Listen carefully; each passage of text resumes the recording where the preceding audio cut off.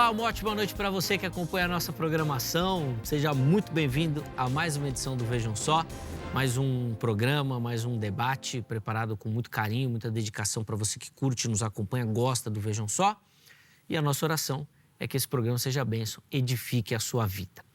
Antes de apresentar os nossos convidados de hoje, já fica aqui para você meu perfil lá no Instagram, mais uma plataforma aí para a gente poder interagir, conversar, falar sobre o Vejam Só, sobre teologia, @Zeca_Pereira.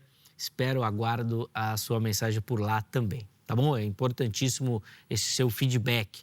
Inclusive, não só comentando os programas, né, as edições que nós colocamos no ar, mas sugerindo temas, sugerindo convidados. Chega por lá, a gente conversa por lá, tá bom? Deixa eu apresentar aqui os nossos convidados de hoje para a gente poder começar a nossa conversa. É com muita alegria que nós recebemos nos nossos estúdios o pastor Guilherme Rocha, ele que é ministro da Igreja Reformada em Taubaté. Graça e paz, meu irmão, uma ótima noite. Seja bem-vindo novamente. Graça e paz, Zeca. Graça e paz, pastor Eliel e todos que estão nos assistindo nesta noite. Eu sou grato a Deus pelo convite. Você sabe que sempre estou à disposição de vocês. A alegria é nossa, meu irmão, em recebê-lo. Obrigado pela disposição. Está aqui, é um privilégio do Vejam Só e da nossa audiência poder aprender um pouco com o irmão. Para a gente começar, obviamente, vou pedir as informações da igreja, claro. Por favor. Eu sou, então, pastor, né, na Igreja Reformada em Taubaté, que está localizada na rua Sebastião Orselli Frugoli, número 71.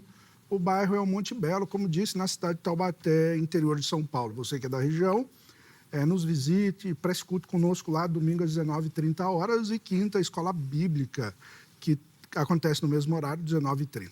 Boa. O treino de jiu-jitsu lá dos irmãos é que horas? Rapaz, lá na igreja. Tinha muito, rapaz, era de segunda a sexta, mas eu fiz uma cirurgia, de mielopatia, né, E aí, infelizmente, o pastor se afasta, as ovelhas se dispersam. Do ímpeto, é verdade. Mas pretendeu, meu genro, né, que é presbítero lá também, é faixa preta e está enrolando para retomar os treinos. Mas eu não vejo a hora, né? Vamos lá. Eu imagino. Depois, Guilherme, nós temos que fazer um debate que ainda tem muita gente que não concorda com o cristão nessas práticas de atividades marciais. Seja pela violência, seja pela filosofia que alguns defendem oriental colocada nelas, né? Depois eu vou pedir para a Angélica para marcar para você vir aqui falar com a gente sobre. Vai ser um prazerzaço. Muito bom, muito bom. Tá aqui, ó, os contatos do pastor Guilherme, se quiser saber mais da igreja, informações ali para você que tiver interesse, já apareceram e vão ficar salvos no nosso perfil oficial do Instagram, no @programa Vejam Só. De novo, obrigado, meu irmão, pelo carinho. E nós temos também o privilégio de receber nesta noite o pastor Eliel Silva, ele que é ministro da Igreja Assembleia de Deus, Ministério do Belém. Graça e paz, meu irmão, um privilégio recebê-lo aqui no programa. Uma ótima noite. Graça e paz, Zeca. Boa noite a todos aqueles que estão nos acompanhando através da RIT TV. Quero mandar aqui um abraço para minha esposa, irmã Jaciane. Completamos recentemente 15 anos de casado. Benção. Deus tem nos dado aí 3 filhos lindos, saudáveis. Eu quero agradecer a Deus pelo privilégio de mais uma vez estar aqui, poder conversar aqui com o pastor Guilherme, sempre muito respeitoso no debate, ao expor as suas ideias, e também tenho certeza que hoje não será diferente, e quem ganha o debate é sempre o nosso telespectador, que com certeza será enriquecido pelo conhecimento. Abençoado com a contribuição dos irmãos, as reflexões, e certeza que vai ser bênção. Bom, antes da gente entrar nas respostas, nas dificuldades, pastor Léo, para quem nos acompanha, quer conhecer o ministério do irmão, quer convidar o irmão para um congresso, para uma conferência, como é que o pessoal te encontra? Nós estamos no Instagram, né, no @pastor Eliel Silva, tem ali os nossos contatos, tem ali alguns links para você visitar as nossas outras redes sociais. Por exemplo, estamos também no YouTube com o canal Pastor Eliel Silva, as mensagens que preguei. Ali você encontra os nossos contatos. Tem também o nosso site, elielsilva.com.br, onde o amado internauta poderá ter acesso aí aos nossos livros, os nossos materiais didáticos. Bem, assim, então, nós já colocamos aí para você, já apareceu.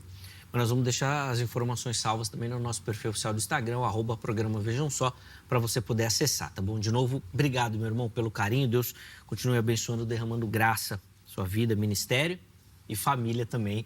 Fica Obrigado. aqui também a nossa saudação à família do irmão.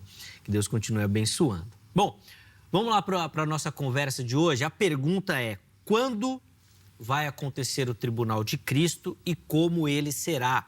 A base é o texto de 2 Coríntios 5,10, que eu já vou ler aqui para dar o pontapé inicial na nossa conversa.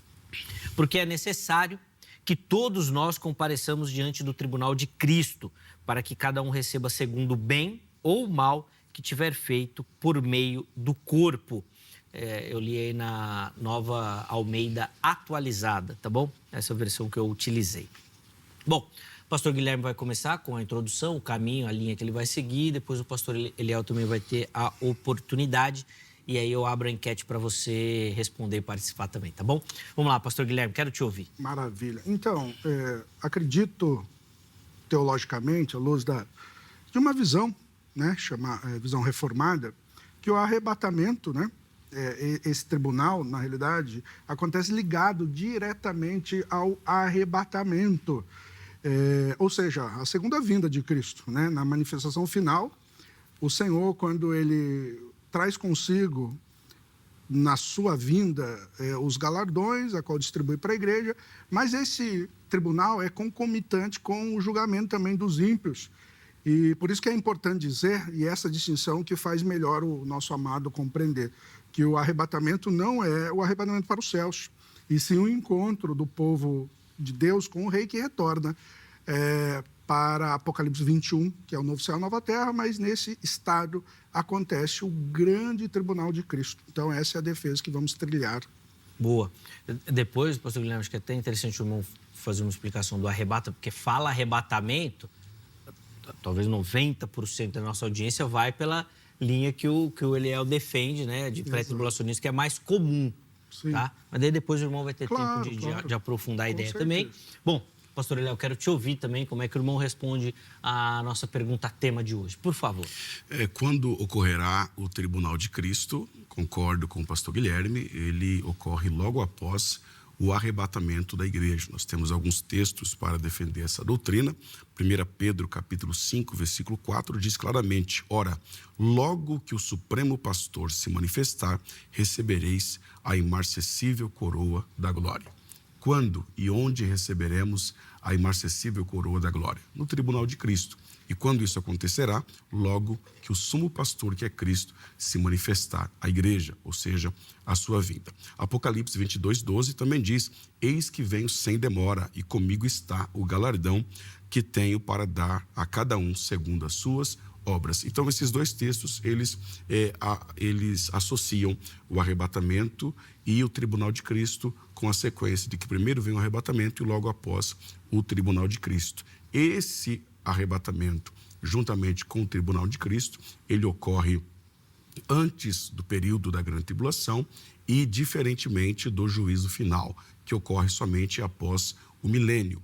Paulo, ele é muito claro quando diz que nós compareceremos ao tribunal de Cristo. Então, no tribunal de Cristo, apenas a igreja será julgada. Não será um julgamento para condenação, apenas um julgamento para galardão. Inclusive, a palavra tribunal ali no grego é bema. E bema tem a ver com o pódio onde o atleta das Olimpíadas subia para receber a sua recompensa e não uma condenação ou punição. Portanto, nós fazemos uma diferenciação entre tribunal de Cristo e juízo final. No tribunal de Cristo, apenas a igreja será julgada e o que será julgado ali será o trabalho, a obra, e não como pecador, porque a igreja já foi julgada como pecadora lá na cruz e Cristo já sofreu a pena por nós.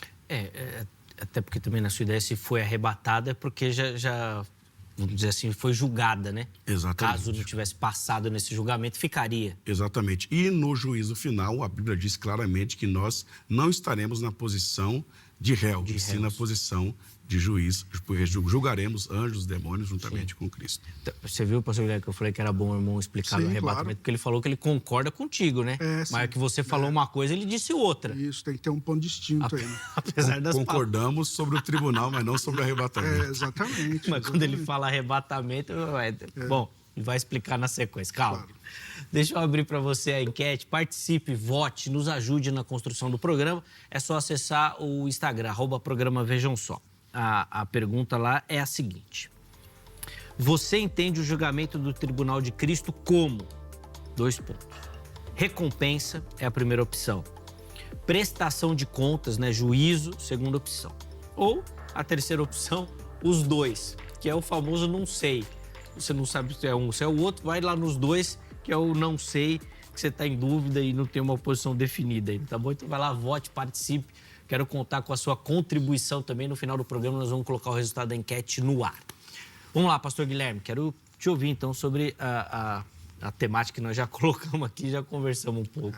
A distinção é importante, né? Nós concordamos com a ideia do Tribunal de Cristo acontecer concomitante ao arrebatamento. Entretanto, na visão reformada, nós acreditamos que o arrebatamento acontece não para a igreja num período distinto de 7 anos, invisível, e depois Cristo volta num sentido literal ou manifestação visível para todos, né? Nós acreditamos que é o mesmo evento que é o arrebatamento. Entretanto, a diferença é que a igreja vai ao encontro, né? A palavra ali encontro é a pantesis, ou tsis, né? Porque do grego não tem o som de z, é usado para cidadãos que saiam ao encontro de um dignatário e acompanha a volta desse dignatário. Isso quer dizer que um exemplo é quando os generais, imperadores venciam uma guerra e eles, por exemplo, no contexto de Roma, principalmente, eles estavam entrando triunfante na cidade, mas antes disso, os cidadãos que sabiam dessa vitória iam ao encontro para celebrar, e eu não só fazendo a ilustração, mas os textos, como de Mateus capítulo 25, que fala do encontro com o noivo, vai ao encontro e depois retorna com esse noivo. E isso concorda com Apocalipse capítulo 21. A ideia é que Cristo, durante um período, vai ficar com a igreja nos céus e depois retornar. Mas o interessante é que o desfecho final termina no novo céu e nova terra, a qual o próprio tabernáculo de Deus habita com o homem na terra. Então, essa é a ideia. A diferença é que eles acreditam que Cristo vai para os céus, fica um período de 7 anos que acontece esse tribunal, e aí, durante outros 7 anos desse evento, que é secreto, acontece esse advento real, não, a manifestação visível para todos os outros. Então, essa é a distinção. Para nós, é um mesmo evento. Então, o julgamento, seja de 2 Coríntios, capítulo 5, versículo 10, como, por exemplo, Apocalipse, capítulo 20, o tribunal é o mesmo evento, dos ímpios como também dos justos. Sim, são eventos concomitantes, né? Eles vão acontecendo ali. Exato. Quase que simultaneamente. Bom, vamos lá, pastor Léo, quero te ouvir. Dentro do esquema escatológico pré-tribulacionista, nós temos uma sucessão de eventos. O primeiro evento é chamado de princípio das dores. O princípio das dores é aquele período em que antecede a vinda de Cristo nas nuvens para arrebatar a sua igreja. Nesse período, a igreja passa, que é o período do princípio das dores. Após o princípio das dores, nós temos o arrebatamento da igreja. A igreja será arrebatada aos céus para estar com Cristo. João capítulo 14, versículo 1 ou 3, promete claramente que a igreja será levada para a casa do Pai. O que é a casa do Pai, senão o céu?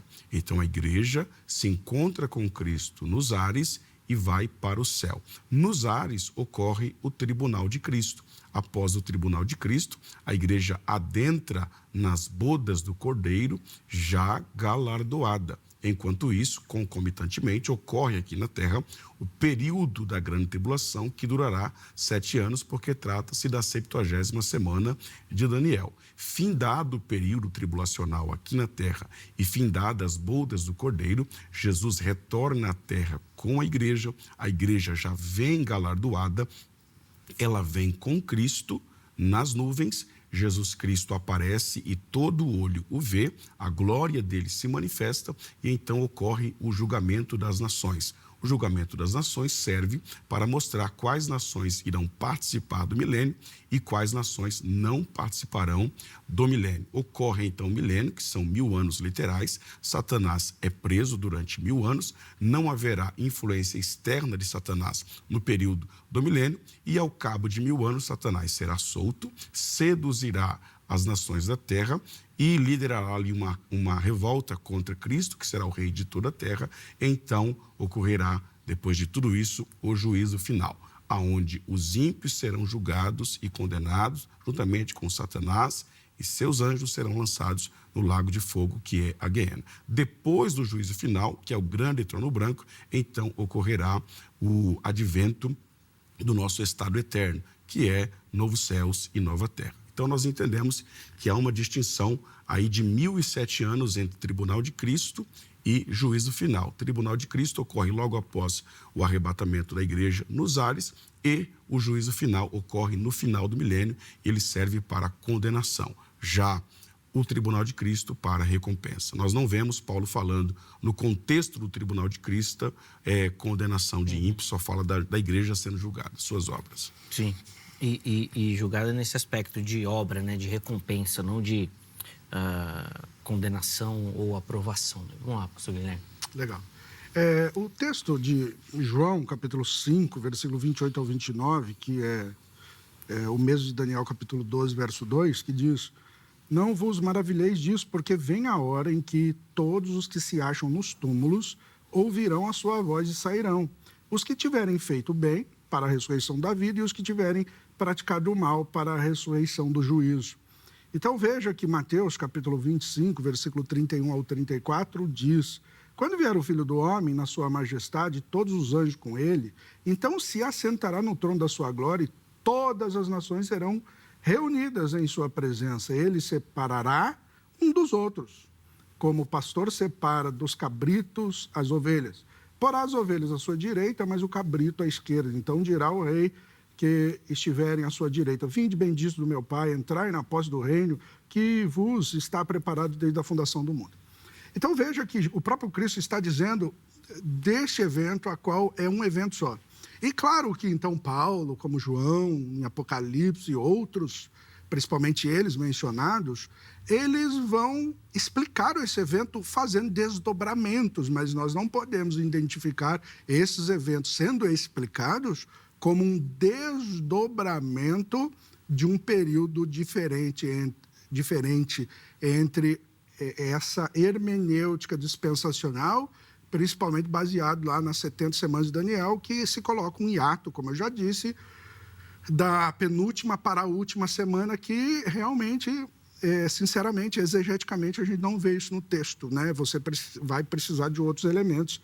Inclusive, quando nós olhamos para 2 Coríntios, capítulo 5, versículo 10, e com toda sinceridade, eu aprendi assim e ensinei assim, que a palavra bema, que o pastor citou, e a gente tem que ser, pelo menos partir de uma hermenêutica, pelo menos na visão reformada, é chamada histórica gramatical, isto é, a história do texto, a historicidade do evento, o caldo cultural e uma série de informações, e também a gramática do texto e qual é a intenção do autor. Não necessariamente a gente traduzir a palavra etimologicamente, mas o contexto que o autor quis dar. Pode ser que o contexto e a semântica mudou, mas o ponto importante é dizer que, por mais que nós utilizamos desses recursos, nós não podemos falar que a história é inspirada, o texto é inspirado.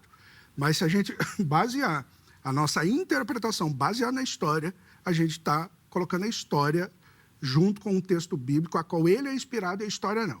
Então, quando nós dizemos deste tipo de tribunal que o pastor se referiu, que não é para condenação, para premiação, linguisticamente, você não encontra esse respaldo. Você não encontra. Inclusive, a palavra bema significa cadeira elevada. E nós vemos, então, em João capítulo 19, nós vemos em Mateus capítulo 25, nós vemos Galho, nós vemos Festo julgando, tanto Paulo quanto Cristo foi julgado por Pilatos. E esses tribunais foram de condenações a qual a palavra é a mesma, bema, que o contexto e o conceito é neutro. E o que se faz, então, com essa palavra, que aqui eu acredito, 2 Coríntios 5,10, que não é de condenação, é a igreja do Senhor. Mas isso não quer dizer que é nesse período diferente. Entretanto, a palavra, sim, não está dizendo, nós não vamos encontrar biblicamente, a não ser você emprestar de uma história, de repente, para dizer que é um tribunal de condecorações. Embora eu acredito que aqui seja pelos galardões, mas, biblicamente, esse tribunal também podemos dizer no contexto bíblico, linguístico, que a palavra bema não é restrita a essa interpretação do pastor. Pelo contrário, ela está dizendo de tribunal. O que vai definir se é de condenação ou não é o contexto. E esse contexto define que não é. Mas outros contextos você não pode usar da palavra e fazer uma teologia etimológica. Até não pode se fazer assim. É errado, né? Então, basicamente, seria essa linha. Vamos lá, pastor, eu quero te ouvir. Nós conhecemos, biblicamente falando, 3 julgamentos escatológicos. Exatamente o tribunal de Cristo, o julgamento das nações e o juízo final. O nosso Deus, ele é um Deus organizado, né? Então, o esquema escatológico organiza 3 julgamentos. Então, alguns dos textos que o nobre pastor leu se refere ao tribunal de Cristo. Outros textos se referem ao julgamento das nações, que é a separação ali dos bodes e das ovelhas. E o outro texto fala do juízo final. Então, nós fazemos uma diferenciação entre tribunal de Cristo, julgamento das nações e juízo final. Você pegar um julgamento de nações e misturar com julgamento de pessoas e ainda misturar julgamento de salvos com julgamentos de ímpios, é uma mistura que a Bíblia não faz. A Bíblia separa claramente tribunal de Cristo, julgamento das nações e juízo final. E como que eu sei que a Bíblia separa? Porque a descrição do tribunal de Cristo é uma, a descrição do julgamento das nações é outra, e a descrição do juízo final é outra. Não há semelhança nas descrições de tribunal de Cristo, julgamento das nações e juízo final, razão pela qual nós entendemos, também de acordo com o contexto, que elas ocorrem de maneiras diferentes, em lugares diferentes e em momentos diferentes. Após o arrebatamento da igreja, a igreja é julgada no tribunal de Cristo. Após o período tribulacional, as nações são julgadas. Então, não é um julgamento de pessoas, é um julgamento de nações. E a base será o tratamento dispensado a Israel. As nações que foram amigas de Israel, elas participarão do governo milenar. As nações que não foram amigas de Israel, elas serão destruídas e não continuarão existindo no período do milênio. E o juízo final, ele é o grande trono branco, ele ocorre somente lá em Apocalipse, capítulo de número 20, e depois dele novos céus e nova terra. Então, assim como o texto demonstra esses 3 julgamentos acontecendo de forma diferente, lugares diferentes e momentos diferentes, e colocando a igreja em posições diferentes, porque no tribunal de Cristo a igreja é julgada. No juízo final, ela julga. Então, há uma diferença entre tribunal de Cristo e juízo final. E quando Paulo fala do tribunal de Cristo, ele fala única e restritamente de recompensa de obras. Se eu for para o julgamento das nações, não. Se eu for para o juízo final, não. Porém, nós não misturamos esses 3 julgamentos. Em eventos distintos, né? Inclusive em posições diferentes na história, como muito bem explicou o pastor Eliel aqui. Eu vou precisar chamar um intervalo bem rapidinho. Na sequência, a gente volta com a fala do pastor Guilherme também. É o tempo da gente tomar uma água, respirar um pouco para voltar aqui ao nosso conteúdo, tá bom? Antes do intervalo, já fica aqui para você o telefone da Agrade, Academia Teológica da Graça de Deus, nossa parceira, que nós indicamos para você que quer se aprofundar no conhecimento teológico, na preparação para responder esse chamado ministerial que Deus tem na sua vida. A Grade tem uma série de opções de cursos que com certeza vão te ajudar. Código 11 3115 0819. 3115-0819 é o telefone da Grade. Anota, amanhã, horário comercial, você entra em contato com a secretaria, tá bom? Além disso, deixo aqui as redes sociais da HIT para você conhecer a nossa programação, tudo aquilo que a gente produz aqui, sempre pensando em levar o melhor para você e para sua família. Intervalo rápido, Vejam Só vai. Na sequência, nós já estaremos de volta.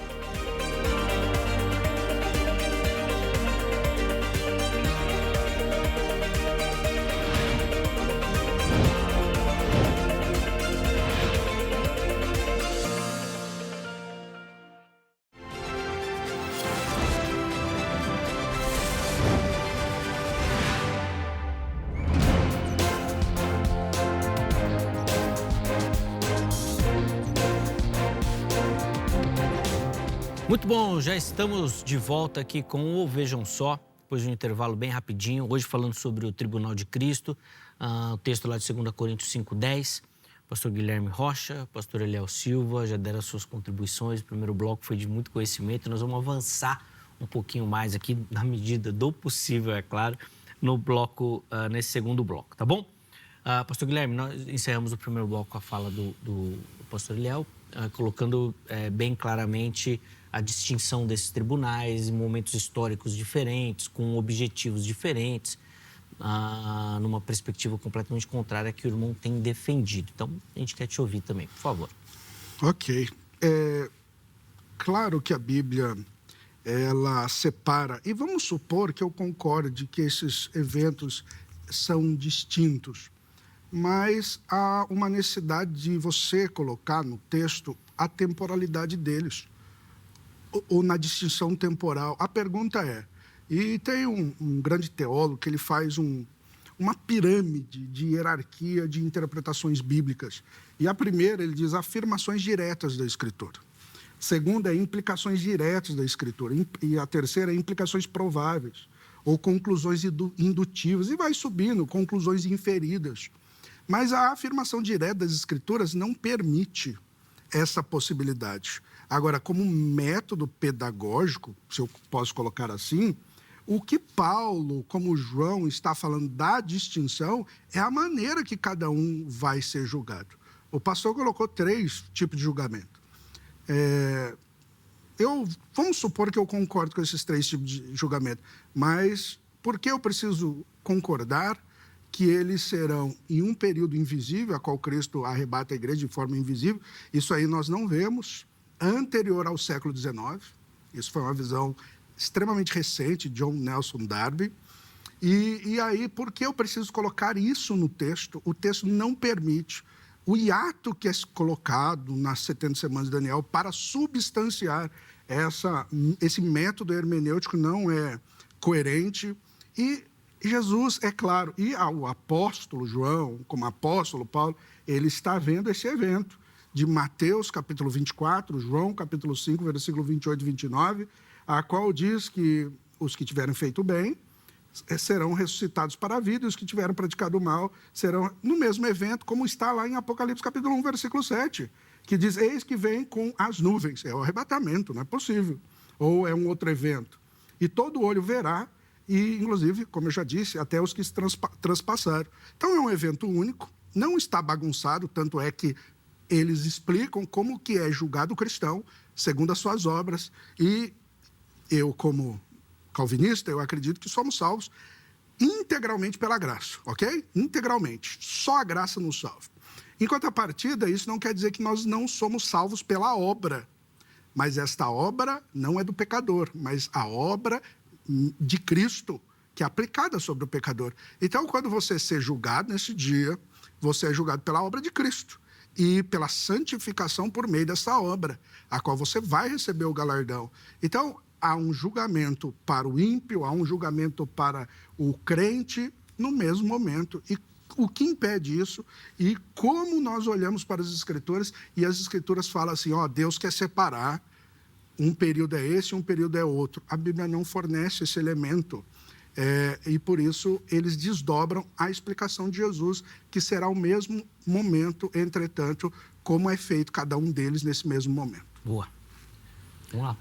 Como já disse e vinha dizendo, as descrições desses julgamentos mostram eles acontecendo em lugares diferentes, réus diferentes, base de julgamento diferente e em tempos cronológicos diferentes. Por exemplo, faria aqui uma pergunta. Em que local ocorre o Tribunal de Cristo? Fica essa pergunta no ar. Em que local que ele ocorre após o arrebatamento? Concordamos. A pergunta é, em que local ele ocorre? Em que local ocorre o trono branco? E em que local ocorre o julgamento das nações? Porque quando nós lemos Joel 3, capítulo 3, versículo 12, o julgamento das nações, ele ocorre no Vale de Josafá. Está no texto. Levantem-se as nações e sigam para o Vale de Josafá. porque ali me assentarei para julgar todas as nações. Então, o julgamento das nações lá de Mateus capítulo 25, separação de bodes e ovelhas, ele tem bases diferentes, que é o tratamento a Israel, e ele também tem um local diferente, ele ocorre na terra. E o texto diz, de Joel 3,12, no vale de Josafá. Mas quando a gente vê o tribunal de Cristo, ele ocorre após o arrebatamento nos ares. Porém, quando nós vemos o trono branco, ele ocorre no espaço sideral, onde o texto diz que se fugiu o sol, a lua e o grande trono branco. Então, só aí você vê que o julgamento das nações ocorre na terra e o tribunal de Cristo e o juízo final ocorre no céu. Só que em momentos distintos, lugares distintos. Então, as descrições do arrebatamento e da segunda vinda mostram semelhanças, mas mostram diferenças gritantes que nos chegam, que nos dão direito de concluir que são eventos distintos. E também as descrições do tribunal de Cristo, julgamento das nações e juízo final também nos dá elementos distintos que impedem de ser um único evento. Pastor Guilherme, quero te ouvir. Eu confesso aqui que essa questão geográfica talvez seja a que mais me pegue como dúvida e pese na sua defesa. Eu até consigo entender que pode acontecer tudo ao mesmo tempo, está todo mundo ali, Jesus, Deus, vocês são todos todo poderoso, ele pode organizar, mas a geografia me pega. Está um aqui, está outro lá, tem outro. Então eu queria te ouvir sobre essa questão. Claro, onde é o evento? Crendo, então, que o arrebatamento é o encontro e o movimento não é a igreja indo para o céu. O encontro, inclusive, a palavra pantesis, que é o movimento do encontro e retorno, esse retorno que a igreja encontrando com o Senhor por causa desse triunfo e vitória. E aí, o próprio texto, ele está dizendo onde que acontece o evento. Mateus, capítulo 25, é claro que o pastor vai precisar fazer distinção entre julgamentos distintos. Mesmo fazendo a distinção, eu acredito que os julgamentos são distintos no sentido de indivíduos, né? Quem está em Cristo, o trono branco fala, serão julgadas as suas obras. E aí abre-se os livros, aí não encontrar no livro, né? Vai para o lago de enxofre. Então, repare que, claro que o julgamento é individual, não é um julgamento que acontece muitas vezes até no Brasil, um julgamento indistintivo de uma massa de pessoas sem tratar a pessoalidade, o caso individual, como manda a própria ordenamento jurídico. Mas a explicação é aqui, quando vier o Filho do Homem, na sua majestade, todos os anjos com ele, então se assentará no trono da sua glória e todas as nações serão reunidas na sua presença. E ele vai fazer essa separação, como separa os cabritos das ovelhas. Ovelhas é um termo bem peculiar, né? O pastor sabe disso, que ovelha está falando não de nações, ele está falando de nações que era a pregação do evangelho. Mas depois ele fala das ovelhas, isso quer dizer que é a igreja sendo julgada. Mas claro que a morte de Cristo a justificou e porá, então, as ovelhas à sua direita. Então, ele não vai dizer para as nações que contribuíram com o evangelho, porque realmente eu não vejo nenhuma nação contribuindo com o evangelho, e isso, inclusive atacando o evangelho. Eu não consigo ver isso, né, realmente, no contexto atual. Mas ainda ele está dizendo, vinde benditos do meu Pai, entrai na posse do reino que vos está preparado desde a fundação do mundo. Então, Cristo não preparou um reino, uma posse por causa das nações ter colaborado não preparou para os Estados Unidos um julgamento. Aí sim é um julgamento indistintivo e não um julgamento pessoal. Então veja que esse evento acontece no retorno de Cristo, o grande trono branco, o grande tribunal de Cristo, e assim ele julgando aqueles que estão nele e aqueles que não estão nele serão condenados. E ele está fazendo distinção nesse sentido e escrevendo didaticamente o que Jesus disse num evento único. E aí, pastor Léo, o que o senhor achou? De fato, o julgamento das nações ele ocorre na vinda gloriosa de Cristo à terra para governá-la. No entanto, quando nós lemos Apocalipse, capítulo 19, nós vamos ver o texto das bodas do Cordeiro e da vinda de Cristo. Quando Cristo vem à terra, ele já vem com a igreja e a igreja já vem galardoada. Permita-me ler o texto. Apocalipse, capítulo 19, versículo de número 1 diz assim: depois destas coisas ouvi no céu. Então, o que ele vai narrar está acontecendo no céu. Ouvi no céu uma como grande voz de numerosa multidão, dizendo, aleluia, salvação, glória e o poder são do nosso Deus. Verso 7, alegremo-nos, exultemo-nos e damo-lhes glória, porque são chegadas, já estão aqui, já está acontecendo, chegou no auge, as bodas do Cordeiro, cuja esposa a si mesmo já se ataviou, pois lhe foi dado vestir-se de linho finíssimo, resplandecente e puro, porque o linho finíssimo são os atos de justiça dos santos. Então, o que nós temos até aqui? Nós temos a igreja no céu, participando das bodas do Cordeiro e já galardoada pelos seus atos de justiça, ou seja, ela já passou pelo tribunal de Cristo. Então, observe bem, aqui a igreja está no céu, ela já passou pelo tribunal de Cristo e ela já está galardoada.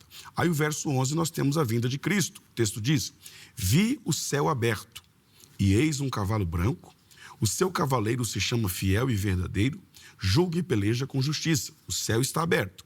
Ele está vendo uma cena parada.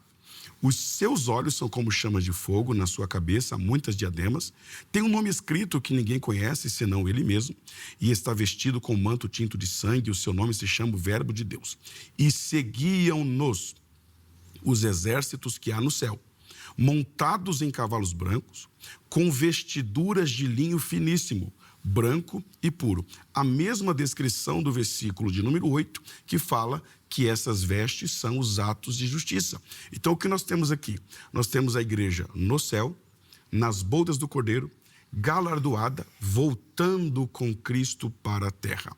Então, há um grande problema entre defender a teoria que a igreja sobe, se encontra com ele e volta para a terra, porque você não tem espaço nem para o tribunal de Cristo, e nem para as bodas do Cordeiro.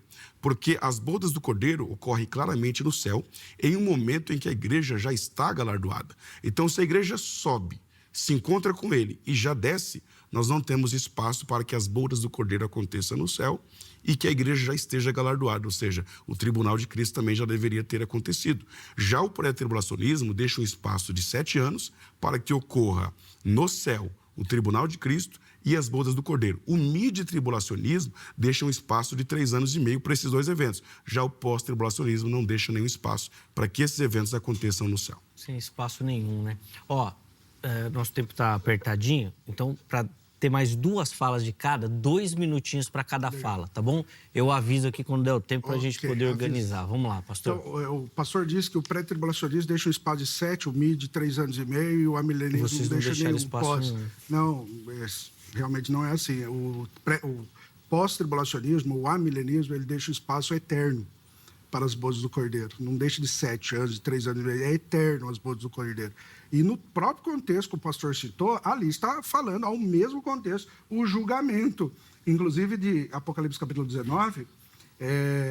Então, não há espaço por causa do percurso, aí precisa de 7 anos. O fato é encaixar esses 7 anos. Essa é a minha dificuldade teológica e olhando sinceramente para o texto. Mas, e claro que eu não estou dizendo que o pastor não está sendo sincero pela sua pressuposição teológica. Mas repare que o Apocalipse 19, que o pastor citou o versículo 1, que disse aleluia, salvação, e aí no versículo 2 ele fala, verdadeiros e justos são os seus juízos, pois julgou a grande meretriz que corrompia a terra com a sua prostituição. É um contexto mais geral aqui, a meretriz, ele está recapitulando algo que está em Apocalipse 13, depois ele vai recapitular, voltando para trás em Apocalipse 20, olhando para o versículo 19. Então, meu amado pastor, na realidade, no próprio contexto, inclusive no versículo 11, que o pastor citou, que o céu está aberto, no mesmo contexto das bodas aqui, né? E os seus olhos como chama de fogo, as suas vestes salpicadas como sangue. Essa ideia é muito interessante, porque não é o sangue de Cristo, mas parece que é o sangue do inimigo. Quando alguém desfere uma espada curta, e aquela espada curta desfere agora o sangue dos inimigos. É uma maneira militar de dizer, agora Cristo está punindo essas pessoas por causa das suas obras, no mesmo contexto. Aí a gente precisa fazer distinção e a gente tem que ser sincero, falar onde eu encontro essa distinção. Por que eu preciso encaixar 7 anos? Porque Cristo não é competente para fazer isso ao mesmo tempo? Aí eu posso dizer que não, Cristo é competente e a palavra está dizendo isso. Boa. 2 minutinhos, pastor Eliel, também para suas considerações, aí depois a conclusão de ambos, tá? Por favor. Por que é necessário esse espaço de 7 anos? Porque a 70ª semana de Daniel precisa se cumprir. e a 70ª semana de Daniel é um período que está determinado para o povo de Daniel e para a cidade de Jerusalém. Então, quem é o povo de Daniel? Judeus. A igreja ainda não havia sido inaugurada no Antigo Testamento. Então, este hiato, que o pastor concorda que existe entre a 69ª e a 70ª semana, é exatamente o período da igreja. Então, a 70ª só pode se cumprir quando a igreja for tirada da terra. Razão pela qual nós cremos que haverá 7 anos, que é a última semana, de grande tribulação na terra. E como isso não está determinado para a igreja, e sim para o povo de Israel, a igreja não passa por esse período. Nós fazemos distinção entre Israel e a igreja, coisa que o amilenismo não faz. Ok, tudo bem. Porém, nós fazemos essa distinção biblicamente. Então, veja que esses 7 anos da 70ª semana de Daniel, ele ocorre na terra e ocorre no epicentro ali de Jerusalém, engloba todo mundo, porém é um período que Deus trata com o seu povo de Israel e não com a igreja. É claro que no céu não há tempo, então é a grande tribulação que durará 7 anos. As bodas do Cordeiro, como serão no céu, será num período em que não há contagem de dias, de horas, nem de anos no céu. Mas aqui na terra estará ocorrendo os 7 anos da grande tribulação. Quando eu digo que ele precisa desse espaço entre arrebatamento e segunda vinda, porque as bodas ocorrem no céu e não na terra. No pós-tribulacionismo, Jesus sobe, a igreja sobe, se encontra com Cristo e desce na terra. Então, para o pós-tribulacionismo, as bodas do Cordeiro têm que ocorrer eternamente aqui na terra, no novo céu e nova terra. Mas o texto diz claramente que ela está acontecendo no céu. E João 14 diz que a igreja vai para a casa do Pai, que é o céu. Então, há de haver um momento em que a igreja estará com Cristo no céu, na casa do Pai, participando das bodas do Cordeiro. Boa. Então, nós vamos agora para as considerações finais. Conclusão, então, 2 minutinhos para cada um, para a gente conseguir cumprir aí o tempo do programa. Legal. Eu não, a devida vênia, eu não estou dizendo que concordo com o hiato, eu estou dizendo que há necessidade de colocar o hiato na interpretação das 70 semanas de Daniel, mas ali nós não vemos. E não há necessidade de se cumprir nesse sentido de tirar a igreja, mas pode se cumprir com a igreja aqui, mas esse não é o tema em si. Mas realmente o texto não demonstra essas ocasiões e, como o pastor citou, para finalizar João capítulo 14, que ele fala, eu voltarei, vos prepararei um lugar para mim mesmo e vos levarei. Está falando de comunhão, né? Porque preparar casa tem a ver com a obra redentiva de Cristo e o mesmo Cristo que leva a igreja no sentido de comunhão é a mesma interpretação de Apocalipse 21, fazendo um desfecho do céu e nova terra. Viu um novo céu e uma nova terra. Então, realmente, a dificuldade, e é tão recente isso, século XIX, Nelson Darby, que fez essa visão dispensacional, de modo que ele precisou, e por isso que há necessidade desse hiato, mas a Bíblia não apresenta o hiato. E eu quero agradecer ao irmão Zeca, pastor Eliel, um grande prazer aqui debater com o amado irmão, sempre com respeito, isso é muito importante. E muito obrigado e sempre à disposição. Alegria é nossa, meu irmão. Deus continue abençoando. Obrigado de verdade pelo carinho, pela atenção com o nosso convite, tá bom? Pastor Eliel, 2 minutos aí também para o irmão para as considerações finais e conclusão. Certo. A questão do hiato entre a 69ª e a 70ª semana de Daniel, que corresponde ali o período dos gentios, o período da igreja, está exatamente intrínseca no livro de Daniel, capítulo 9, versículo de número 26 e 27. Observe que o texto diz assim: depois das 62 semanas, será morto o ungido, e já não estará. E o povo de um príncipe que há de vir destruirá a cidade e o santuário, e o seu fim será num dilúvio. Até o fim haverá guerra, desolações são determinadas.